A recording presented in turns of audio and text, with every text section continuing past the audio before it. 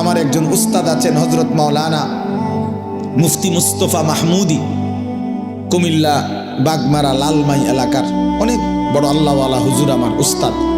এই হুজুরে আমরা ছাত্র জীবনে দেখতাম, হুজুরে কইতো আল্লাহ কেমন, যার মনে যেমন, যার মনে যার মনে যেমন, যে দিলে দিলে যেমন ভাবে আল্লাহ তাআলা তার আচরণও তার সাথে করে। এমন আনা ইনদা যন্নি আবদি বি, আল্লাহ নিজে বলেন হাদিসে কুদসিতে, আমি আমার বান্দার ধারণা অনুপাতেই তার সাথে আচরণ করি।